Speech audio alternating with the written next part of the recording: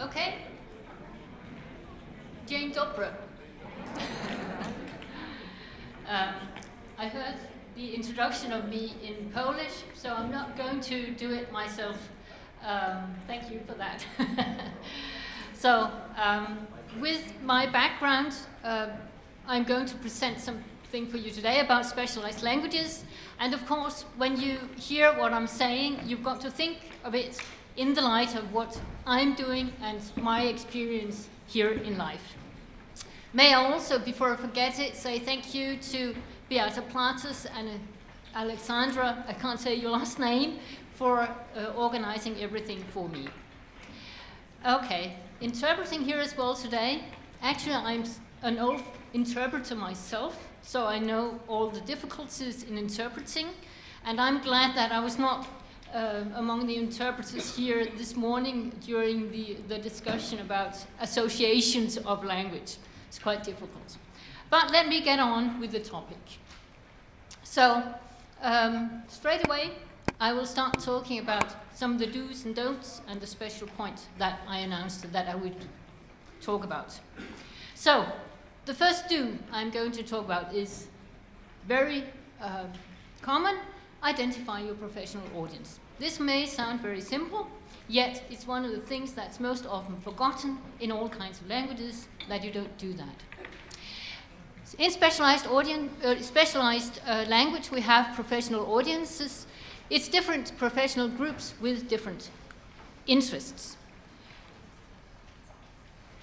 It goes without saying that a specialized context and specialized language or specialized people will lead to a specialized language. You might say, why do I say that? Because can you say the opposite, that non-specialized context only minimally requires specialized language? Yes, I think you can. So this is the distinction that we have to make when we talk about specialized language. For instance, if we have professional audiences, what could that be? Let's take the example of nanotechnology. It might be a researcher or a producer of nanotechnology, but it might also be something much more detailed, such as applied nanotechnology for mobile devices, as in the book that really analyze your audience. What are they into? What kinds of different groups do we have? Which level of knowledge do they have, and interests? So, in a way, you might say that for all sorts of areas we work with, we can do it in another way. We can talk about the professional level of people. Are they professional, or are they semi-professional, or are they lay people? Dr. Oliver Meyer touched upon the same thing, that we have different levels that we can work with, and this is an example of this. With the specialized group that we have, we need to identify the level of knowledge and know-how that they have, or what do they actually have. So we might say, analyze the fields, or the very special field of interest that they might have, and other things such as processes, methods, cause effects, drawings, whatever people are working with, and which context they're working in. This is plain sailing for most of you, I'm sure. Let's take a look at it. An example. This is a walleye, an American freshwater fish from the Midwest. So, if we take that as an example, if that's our topic, we might have different groups. We might have the walleye fisherman, who would need to know about walleye lures. He would need to know about fishing sites and periods of fishing and the how-to of the whole thing. But walleyes may also have another community, that of walleye cooks, maybe, who would know about walleye as a fish. They would know about the ingredients you would need to work with. They would know how to make sauteed walleye, etc., etc.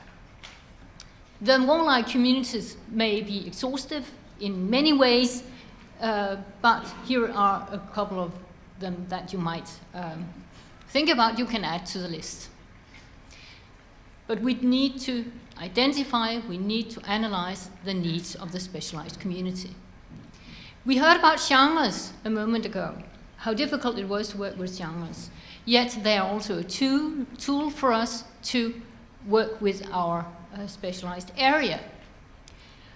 We have lots of research articles, we have instructions, etc., etc. But each community has its own genres that it draws on. We've got to learn those genres to actually make our way in the community. This one you probably know. Optics, it's Newton's thesis from 1704. I like this one very much. It's actually one of the first theses made in English, because in those days people wrote in Latin, but Newton didn't think that was a very good idea, so he started writing research articles in English. So this is one of the very first, if not the first, research article in English. And what you can say is that, well, we've got to look at our genres, and we've got to make new genres as we go along, as he paved the way for a new genre in the English language, as the generally accepted way of writing, and as a clear-cut genre way of expressing yourself. All this will lead to ease of understanding and acceptance of what you write if you follow the genre conventions. Many of you are probably genre people yourselves, so you would know a lot about that. And then one of the points that's very dear to me, specialized writing takes a specialized writer. And then you might ask the question, well, who is then a specialized writer? Depends on the context, but in many of the contexts that I work in, a specialized writer would either be a skilled writer within the subject who has learned something about writing, or it's a specialized writer who knows something about the subject field. And this is probably one of the places and areas where the traditions in your different countries also differ. In the US, there's no separate training for technical writers, in the sense that it's either a language person or a technical person as such, or a professional person. They put it all together. You can train to become a technical writer from diverse backgrounds. We cannot do that in the country that I come from. You train to become a specialized writer. Let's take a look at how it looks in practice. We look at the job ads for TechCom writers, as I call it here, it would either be a professional with an added communicative skill, or a specialist writer with a knack for learning about professional contexts.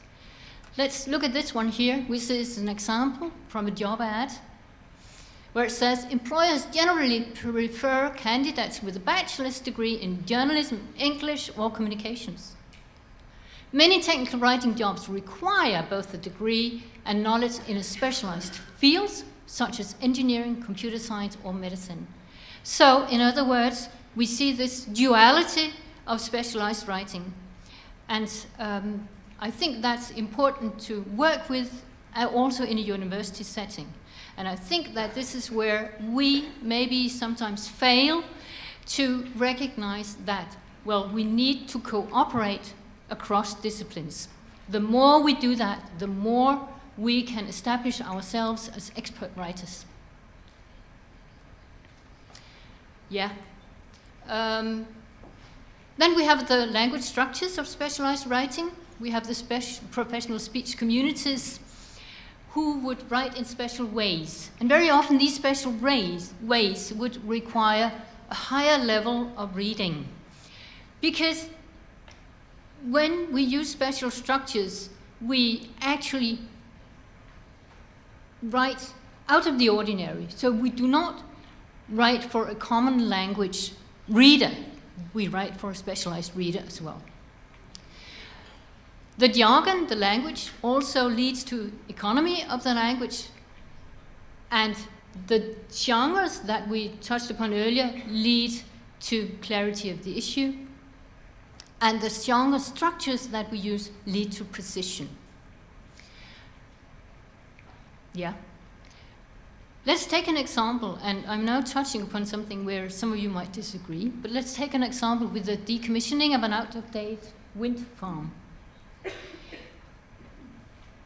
Typically, if you would see a description of that, you wouldn't see any agents specified for the task.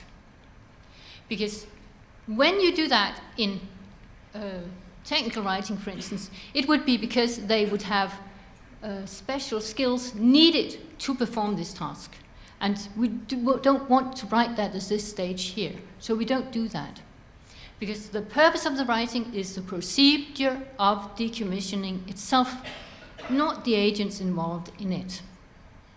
This leads to de-agentivization, as the word is, it's used as a word sometimes.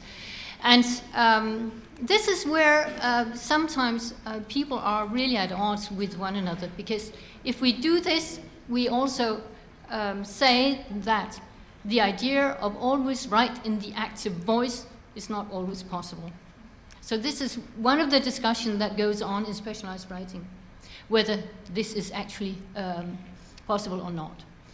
But we want to emphasize the reader, not the writer. We don't want to put focus on the person doing the action, and sometimes we would also use de-agentivization to show tact. We don't want to blame anybody. Then I want to say a couple of words about register. And register of the field, that was also what Mr. Oliver Meyer talked a lot about, that we need to be able to define what we're talking about at different levels. If we cannot do that, we don't know what we're talking about, then we don't talk about anything in the end. So the register is, we've got to be able to know the lexicography of the area. We've got to be able to define it, explain it, use it. The terminology, the interrelation between the different words, we've got to know those as well. Again, to distinguish between A and B and the different levels that we have. In addition to that, we need to know about the textual linguistic features, how to express yourself in a given context. I cannot help, I heard that in Polish you were saying that I won't work with corpus linguistics. I cannot help show you just a small example here. Because I think this is a very good way of actually work with specialized languages. In the good old days, people used the pen and paper method, as I call it, where they copied a stack of articles and then they started reading it, marking up with their pen what was special for this area. It takes far too long time, and you never really know about the statistics of it anyway. Corpus linguistics can solve some of those questions. This very tiny mini corpus that I've used here is actually from the website for this conference here. And then you can search for a word and see how many times is this word used, etc., etc. But you can identify register. You can document the register. You can prove it. It's efficient and gives accuracy to what you're doing. You can, again, look it up in different contexts. So it leads to precision in communication when you've got to communicate yourselves. You can learn from the corpus and pass that on. And then finally, you can also use it as the basis for SEO specification. Which words would be the leading words that you can actually use if you have to work with search engines. So, with the do's, I make a small conclusion so far. If a specialized writer masters and observes the specified 6 do's of professional writing, there's a good chance that communication will be successful. So far, probably, there won't be much discussion about it because this is what you might be reading in most textbooks, plus, minus, this and that, but this is the basics. What's next? The don'ts. That's probably where we'll disagree sometimes. Let's see. Because some of the counter-arguments for specialized writing is that increasingly I hear people saying, well, specialized writing, what is that? Is that anything out of the ordinary? And especially if you look at the market for communication services, it's so full of people who claim that specialized writing, that's very much like any other writing. You just write about something that's not. the ordinary. But it's the same things. And I've got a couple of claims about that. One is that if you write specialized writing, you would create much better, or a rhetorical perspective would create much better specialized writing. Let's look at that argument. James or Charlie Brown is signed here. Because most often, if we look at classical rhetorics at least, persuasion is most often the fundamental purpose of rhetorics. And argumentation with a view to persuasion is fundamentally wrong, in my opinion, in most specialized writing. This is not what it is all about. And therefore, persuasive language should not replace or override informative content in specialized communication. Because persuasive argumentation, that is basically subjectivism through the author's truth. What's wrong with that? Well, it will not be taken seriously by the audience. It is pressure from the outside on the reader. And the reader does not like that if you're a specialized reader. Whereas informative argumentation is objectivism, or what you might term near objectivism, through the argumentation of the author's logic.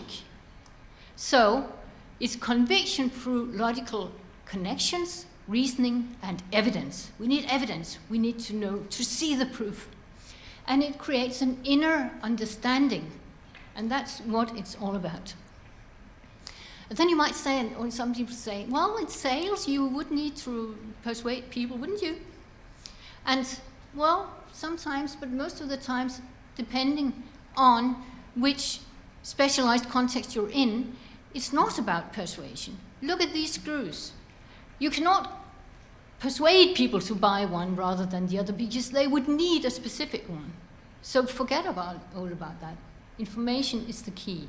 But this is again about, when we talk about professional audiences, specialized context, it might be different when we move towards more generalized contexts.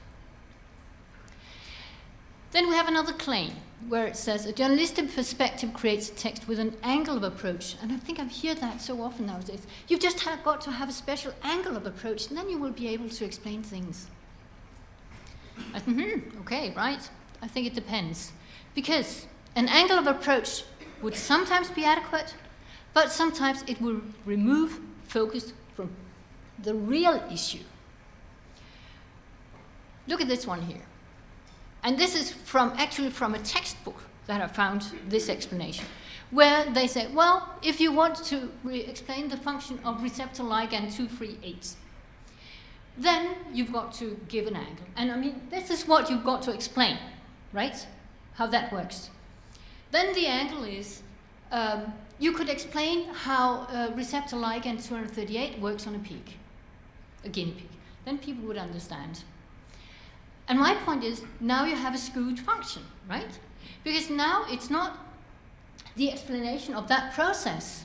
Now it's the explanation of a pig's sad end of life through being a guinea pig. It doesn't work. So be careful about the journalistic angles. It's not a question of making things interesting as such. It's a question of explaining the cause and effect, the right content, for the right audience.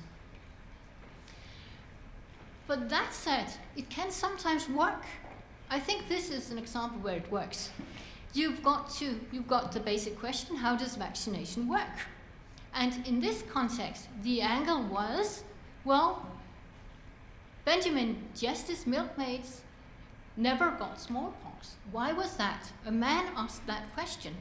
And then they described how he found out that that was really true, which explained and showed the function of vaccination. In that context, it really worked. So it's not a one-way street, but it's something you've got to be careful about. The third claim is that a literary perspective may create the link to understanding specialized content by adding a narrative device. My comment here is, okay, if you do it right, it might work. But you have to think of the basic function of a literary text, it is to start a discussion. It's the basis for interpretation. So, if you use a literary device to explain a specialized content or context, then it must be so closely connected to the theme itself and to the thread and the logic of it that you won't misinterpret it. Because you're not going to interpret the specialized context. You're going to understand it and you're going to work with it. You have a couple of them here, and we've heard some today also. They might work, but you leave no room for interpretation. But scientists can use those devices to explain complex technical and scientific matters, if you have to understand the main point and if you have to follow the thread. But it cannot be used as content itself, and it cannot be used as proof or evidence, as you might sometimes see it. Here we have the example of a research article. It's one about, you can see it's designed like more or less like a professional article at least. We've got the text, it's about the lives of cats, and you've got statistics, you've got diagrams, everything that you would need to know to learn about lives of cats. So the researcher here actually started out his article with a poem. And since the article was about cats as predators and cats as house cats, and sometimes the duality of the lives of cats, I think this one worked very well. Little cat, walking so alone. Tell me, whose cat are you? I'm damned well my own. This was a Danish article, so the first poem was in Danish, the second one in English, and it's the official translation actually. So this leads me to the next point, the translation of specialized text, and in this context also the literary device. Since English is used as a lingua franca of specialized translation today, almost predominantly all over the place, we need English as a kind of intermediate language. So we've got to use translation in this context. And my argument in this context is also that specialized language requires a human mind for going from L1 to L2, from language 1 to language 2. Machines cannot really do it. It will just be wrong. Translation is also what we need in many contexts, as we see here. And you might think of specialized language, or you might think of it as between two languages, but translation is really necessary in specialized contexts. Then, my initial title was a specialized context involves specialized people who create specialized language. And this is my map, that when it's fully drawn. And if we try to put it together, the first three do's actually relate to audiences and their needs. The last three do's relate to writers and their know-how. And those two have got to match to make successful communication. In doing so, you need the choices from your toolbox, and of course you can use the 6 do's. You can also sometimes use something from the 6 don'ts. You can see that the very red arrow links up with persuasive language. I'm not very fond of that, and I think it's only very rarely you can use that. The second one is so-so. That's the angle of approach. Might sometimes work, might sometimes not work. And then the last one, where you use literary devices. Again, if you do it correctly, if you do it in a good way, it might work. If you're not sure about how it will be interpreted, stay away from it. But it's also a sign, I thought of that a moment ago, that, well, we are living in an age where the demand for infotainment goes along with the demand for information. And I think we've got to realize that that is the real world that we're working with. People crave for infotainment, but it's really problematic, but it's something we need to think about when we work with specialized contexts. And the special point, that's a translation point. And I think, well, we have to start from scratch again. When we do a translation, we've got to go through the whole idea again to make our translation. Add to that, we need bilingual skills. Add to that, we need bi-technical knowledge, which is a term that you never really see people using. But those who work with technology know that, well, it's not in all contexts that technology in one country equals technology in another country. There are differences that we need to be aware of. And it craves, or it needs that you have bicultural skills as well. And that was actually what I had to say for my presentation here. So thank you.